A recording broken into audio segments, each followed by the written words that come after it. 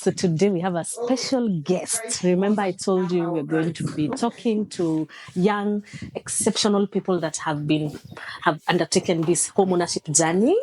And today we are at, I can't tell you, you'll see. Hi. Hi, Martin. Welcome. How are you doing? Asante sana, I'm good. How are Thank you. you? I'm doing well. This is for you. Okay. A warming gift. Yeah. Yes. Asante sana for having us today. Asante sana. Karibu. Welcome. Hi, Martoh. I am doing extremely very good. You well? Yeah. It's so good to see you.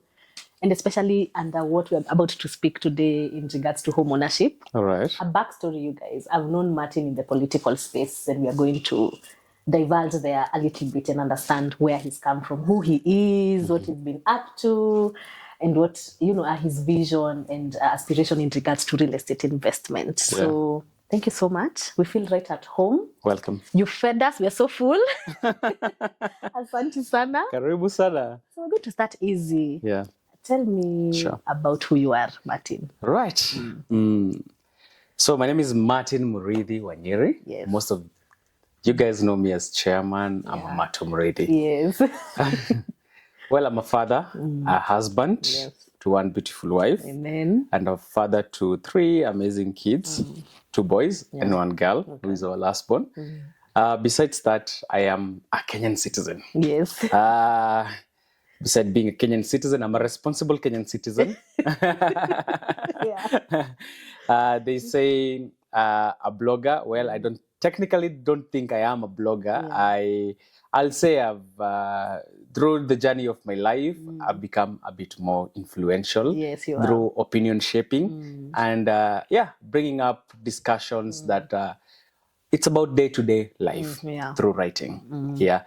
Besides that online aspect of it, well, Martin is today, Martin, I'm the person who runs Mokawa Hospitality Management.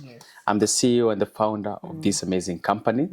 What we do there is entirely we are in the hospitality space, more of real estate. Technically, we are into leasing hotels and running the properties. So our parents or our great-grandparents owned properties. Through generations, some of them have not been able to run these spaces into profitable. So I'm catching the niche into that by helping these property owners realize the untapped potential that they are not doing into today. Rather than having a structure that is running into losses, accumulating land rates and not being the wear and tear, you lease it to professionals like us. Then we are able to turn it into something solid. It brings you income. It employs amazing Kenyans, and we are able to add more bed nights in this country. Oh, that's good. Turning a dead asset, if I was to say that, into profitable machinery. Exactly. Especially in the hospitality sector, which again is still real estate. And I'm actually so happy because you're in this space, and especially because we've grown from politics and now we are entering into the corporate sector and still balancing politics. But before we go on, I want to get Martin's thinking around what is currently happening in the country. We would make a great injustice if we were not to speak about Alfredo Juan. And I know you've been very vocal about it. And I'm very happy because you always use your platform to advocate about what is going wrong in this country. But just for a minute, what do you think about what is currently happening? First, I'm a parent. I have children. I have siblings. I'm the firstborn in my family. Albert Ojwang's story is one that has shaken this country.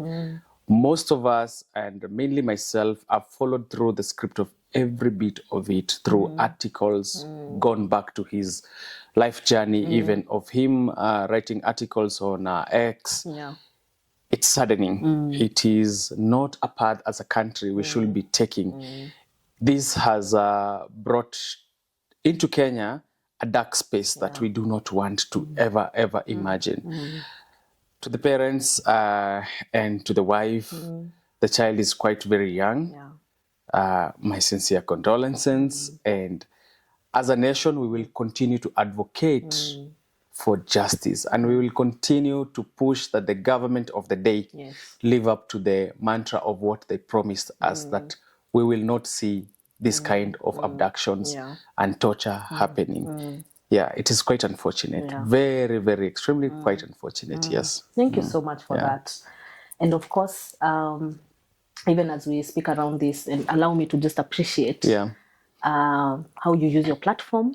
And I say this because Martoh is very unbiased. So he'll actually, even in the middle of noise, you even tell us some of the good things the government is doing. And when they are on the wrong, you still stand up and say, hapa tuko pamoja. And I really appreciate that, because in our space, people are either on the extreme. So they are pro-government or just against government altogether. So I like how you balance us in the social media space, and you're able to keep us focused. Now, your home ownership journey. Tell me, when was that aha moment for you? When did it click that I now need to just have a home for myself and my family? And especially now that you've actually told us you are firstborn. You know, for firstborns, we rarely think about ourselves. You have a lot of responsibility. You're the last thought. So when did it click for you and you decided, I'm going to do this, and it's about time I buy my own home? Well, I grew up in Rongai, Ongata Rongai. It's a very informal settlement. Unlike those guys who grew up in Eastlands, where your parents probably owned, the NSSF houses and all those kind of things. I grew up in, the plots, traditionally where our parents will rent small spaces like maybe a small one house room and those kind of things. If you've been to Rongai, when you are in Rongai, what you overlook is Ngong Hills on the other side, and the other side is Karen. So I grew up seeing wealth. I grew up seeing structural families and, well-defined big houses, big cars and all that. So it has been always my dream to be in such a space. For a long time, I didn't even know what's the difference between a mansion I like that. and a bungalow. All I just knew is I wanted a house, a big one. A big house. You got a big house. Guys, I'm going to show you some of the amazing things in this house. In a leafy area. And we thank God for that. So it has always been a goal that I wanted to achieve. But today, I was reading an article today that says that in the urban area within Nairobi metropolitan, only about 22% of Kenyans own a home. Homes, In the informal settlement like the Mount Kenya and the rest, about 86% own. And this is because of generational wealth, land and all that. They own some settlement in a way. So you can imagine the gap between in Nairobi that is there. So being in such a space is, it's not something I take lightly. We are here because of grace. We are here because of sheer hard work that we've put in. Of course, we have to avail different avenues that has made us reach where we are today. So technically, last year, because we've been here now 6 months. Congratulations. Last year, I decided, imwaka haishi, we have to settle on something. We've been shopping around for houses. Like many Kenyans, we looked Kiambu Road. Like many Nairobians, we looked at Kiambu Road. We went Kiambu Road, we shopped. There are nice houses, nothing wrong with that. But the prices were for sure. Sky bottom, uko juu kabisa. We went ahead. We started looking for even, at the outskirts of Kiambu Road. We'll go to the far end of Tilisi. Another Karen coming up there, uko na uko Tigoni. So we looked. And then I was watching, actually, YouTube. And there are many vlogs about real estate, home ownership and all that. Then I came across Kajiado. Where I grew up in Kajiado, but I didn't know that Kajiado is putting up quite some real estate and all that. So I started venturing into going the side of Kajiado North. And now you're looking for, nice homes, we knew definitely we do not want to build. Yes. That was categorically clear that we do not want to go through mafundis. Okay, wait, before you continue, why didn't you want to build? Yeah. Demystify that for me. What was this fear you had about buying land and then starting to build from ground up? We own a land that we had bought. Yes. Just like many other Kenyans, when you start making money, you buy land here and there. You are told by your parents, "Kama kega, just get something, something." Yes. We bought. Yes. 100 by 100 Masilage. Yes. But then we sat on that land for like a year. Nothing is moving. So we said, okay, we'll start putting something small, and then we start building. But it's Kenya. Inflation of things is happening. Yes. Cement prices is going higher by day. The metal is going higher by day. The last I checked, a fundi was being paid 500. Now I understand is about 1,000 something per day. Yes. So if you do your mathematics on that angle, and the duration of time you'll have to wait, and you'll for still the house, be renting, even as you're constructing. Yes. So it didn't work out. Yeah. I looked at very many other options. There's the brick kind of wall panels, the technology that you can build with. Nothing was making a bit more of sense on why I should take that avenue, because technically you have to deal with the same fundis and all that. Well, I don't think I was patient enough to. Then you have, then I was working, I was employed. You technically have to take a leave days to micromanage situations and all that. Supervise your construction. I didn't want that avenue. So I started shopping for houses that have already been built through SACCOs. Built through different developers and all that. And we started seeing the spaces. Well, you see the spaces and you're like, it's good, but there is what I want. There's what I want. Yes. So until we got here. So what was that feeling that now, just communicated to you and just affirmed you, this is our home? What did you feel once you entered this house? Now, you have to settle with your mind, first of all, because people fear the cost of a home ownership. It's not expensive as people think. Thank you so much. And I keep saying, as long as you can rent, then you can own a home. Period. Yeah, as long as you can rent, you can be able to still pay a bill. Yeah. Home ownership, be it mortgage, be it what we call nowadays TPS, like rent to own. Rent to own, yes. Yeah. Be it, use a cash sale or this small, I don't know what you call the one that you buy off-plan kind of a thing. Yeah, arrangement. Yeah. It's not expensive. Yes. Yeah. And, equity is not built by just a day. You have to sacrifice some few things and progress ahead. Yeah. I like that. Thank you so much. And especially the aspect of, because even for me, and I relate so much with what you've said, I did not want the hassle of construction. I wanted a ready house. It's not something one has to deal with. And especially if you're working, you're having a family, you're dealing, like you were dealing with your morphing into entrepreneurship, which is something we're going to talk about. So you can't be dealing with all that and dealing with the hassle of the constructions. No. But I'm happy in how you have brought out the Kajiado real estate market, because even as I was coming here, I was in awe. Like you, even me, I looked at Kiambu Road at first, and my mind was so, limited to that market. But I'm coming in, I'm like, what? The Kajiado developers, you guys are doing a very good job. I'm in shock. And the houses that they're putting up in the estates, controlled estate, very well organized. In community-based, your kids are safe, in the controlled estate. It's quite remarkable, I must say. And besides even the houses, they put up very amazing schools. Like we have international schools. We have some sort of group of schools. So in terms of raising your kids and bringing your kids in a very good foundation, you need to look Kajiado side, Kitengela. It's amazing and all that. Yeah, it's doing so well. Yeah. Now, and I've been dying to ask you this question. And especially for the young people and the people that have been in the political space for the longest. Because that space can be a little bit toxic. You can drown in it so much you forget to do things for yourself. What would you tell, and I know most of our friends and our peers in the political space will watch this, what can you tell them in regards to prioritizing their own growth and balancing politics and doing something that will give them some sort of capital to begin the home ownership journey? How can you advise them to do that?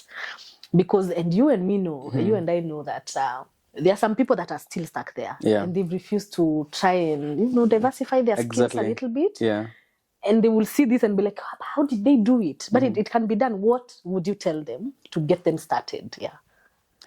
Just like I said, if you can afford to rent a home, say today you're renting a home in Ruaka.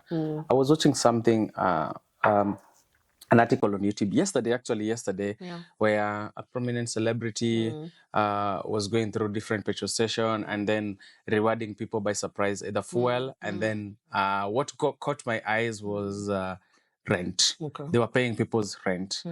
And there are some people who rent was about 55,000. Yeah. First of all, mimi siwezi lipa rent ya 55,000. No. That was my cardinal rule number one. Actually, the only time I paid rent on that range is when we lived in South Africa. Wow, okay. Yeah. Yes. Then, it's that country, terrain, it's a different terrain and all that. Yeah. So it justified and all that. But here, no. No, not all. No. Completely. So if you can rent it, you can own it. Exactly. Begin your home there are homes that you can do rent to own even at that amount. It's true. And you're only paying it for about 20 years. 20 years and you own the place. And once you enter there, you get so motivated to work hard to clear that debt. Yeah, exactly. I know that because I am a mortgage person. So and you wake up every day and you're like, I need to clear this mortgage. And so there's an inspiration it gives you that you can't get when you are renting and comfortable in that space. There's a perception of people in Kenya where it's all about, I want, a flat roof with a swimming pool, a perimeter wall with all that, and a lush garden and all that. Yes. I'll walk you through my small garden and all that. Yes. Perception is key. It's everything. It also pumps hopes and all that. Yeah. But there's a reality. In life, we have to go by reality. Yes. Today, we can sit here and watch houses in Malibu, South Africa, in Sandton, Houghton, and Cape Town and all that. Yes. And you'll see all dream houses you want to see. But the reality is, if you're not there yet, you're not there yet. There's a stepping stone. And your first home, this is our first owned home. Yeah. It doesn't mean that this is our last. Yes. This is our first to start with. Yeah. So we will start with this one. I want to go back to Kitisuru. Yes, amen. Yes, I want to go back to Kitisuru. Yes. But this is my first place where I already, God has given it to me. Yes. So I'm also building a generational wealth for my children. Yes, because then it will be an asset that we have developed here, and we will develop another one and another one and another one. Yeah. So there's a stepping stone. You start somewhere. This is where we've started. You can start with a single studio apartment. Yes. Even in Syokimau. There are plenty. Yours, yes. Yeah, but it's yours. Yes. There is no SharePoint way maybe as a lady who today is in the corporate world, earning a good amount of revenue, salary, and you're paying rent in Ruaka or Kileleshwa, that should be able to give you a rent to own home in Syokimau. In Syokimau, just start. I mean, the perception of the notion of people saying that I want to live close to work. It's ridiculous. Yes. Our former president built us very amazing roads that connect different towns and cities. I agree. If you live in Kitengela, you're far much closer to Nairobi than someone who lives in Ruiru. Yes, it's true. Because you can use the expressway. Yes. By the way, even the normal route doesn't even have traffic. Much traffic. Yeah, because people have different options of roads to use. Yeah. So someone in Kitengela can be in town in a record 20 minutes. Yeah. Someone in Ruiru can be in town in a record 1 hour. Yeah. Yeah. And that's the reality. That's the reality of how things are. I like that. Yeah. I like what Martin is telling us, and he's saying it's okay to have dreams and look at all those flashy and big houses that we see on YouTube, and they're there, they really entice you, but it's also good to be realistic with your journey and begin somewhere so that you're not just living in dream world and forgetting that you can do your baby steps towards home ownership and you don't need to start big. Exactly. I think that for me is quite a message to take home. Sawa, now, did culture play a role when you got here and you decided this is your home? like as a Kikuyu man, did culture play a role in deciding, I need a house that has a BSQ or something? Was that a key factor? Yeah, it was a key factor because we live in a modern world today. Unlike before where women will stay behind. My wife is a full-time entrepreneur as well. We run the company together. So we have a 9 to 5 that we have to report to and carry on with our work and all that. So culture did play a role. I wanted a DSQ. I wanted a big house that can be able to, even host guests. We are very hospitable. And here comes Danny. Hi, Danny. Yeah. Hi, Danny. Hey. Yeah, indeed, culture played a huge role in us determining on what kind of a space we want. As I was saying, we are all blended into works. We are working. We have a 9 to 5 that we are doing, running our businesses and all that.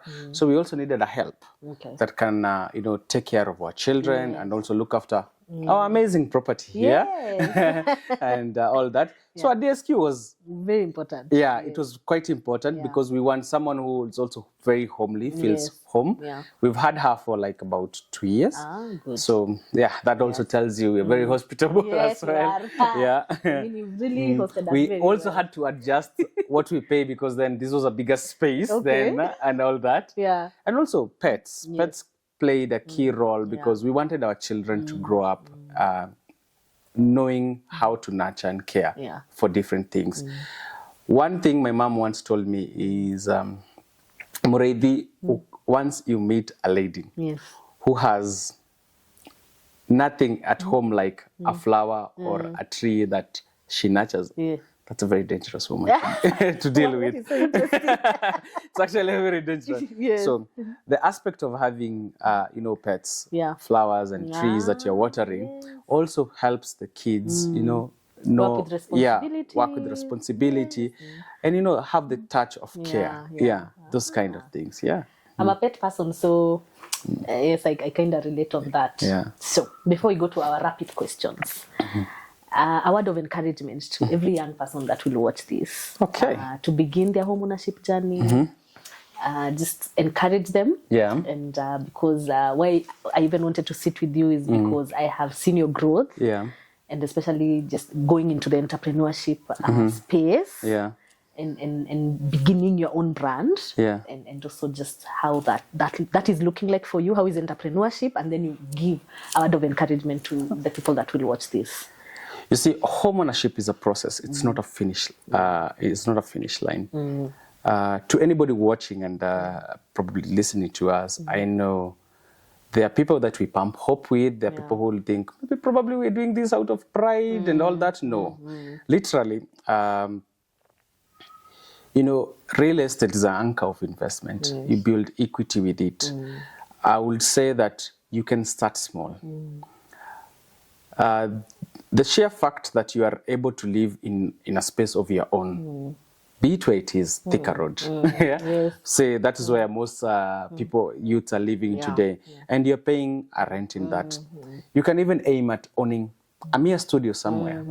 And that is also solid equity that you're building. Start somewhere. Build something.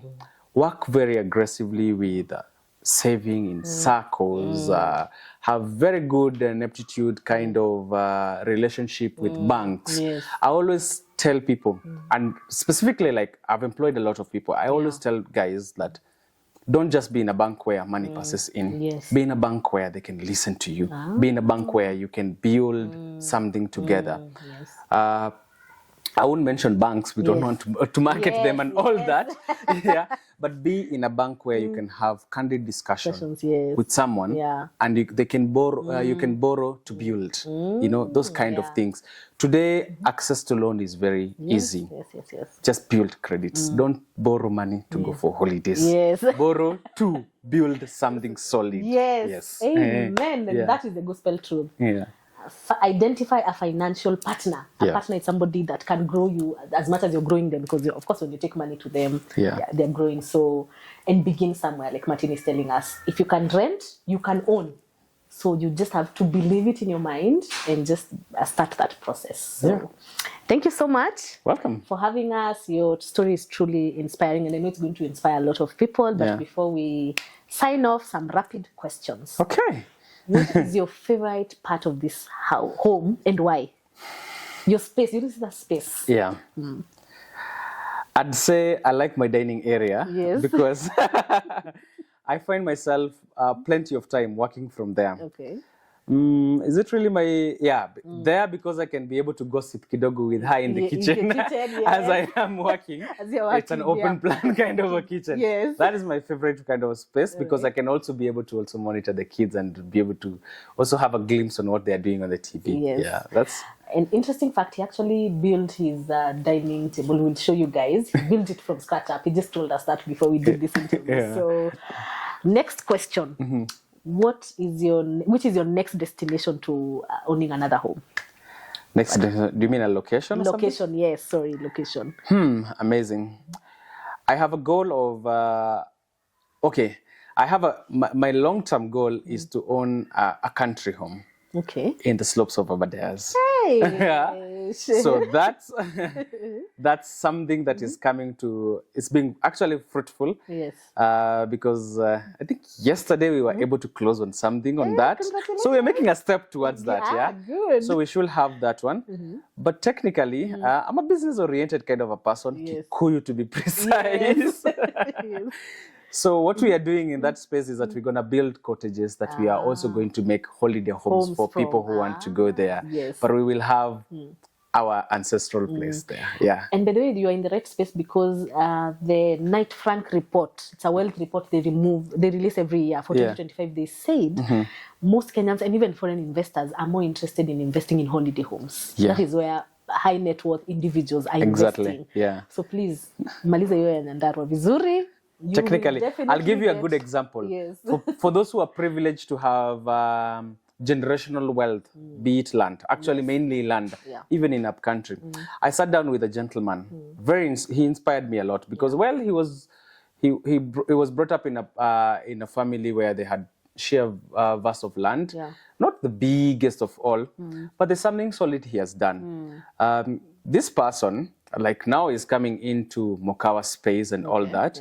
In a span of about 10 years, he will have made about 20.4 million from just that land. What he's done is cottages, holiday homes. Yes. That's what the value of these things can do. So there's quite a lot that you can do in that space. Yeah, I agree. It's actually one of the highest generating income in terms of all the investment portfolios under real estate other than home ownership. So thank you so much. I appreciate your hospitality.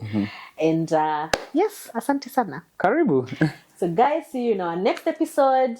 And subscribe, like, and comment, and share, and tell us what you think about this inspiring homeownership journey, the conversation we've had with Martin. Ask questions on the comment section and we're going to answer, and see you on the next episode.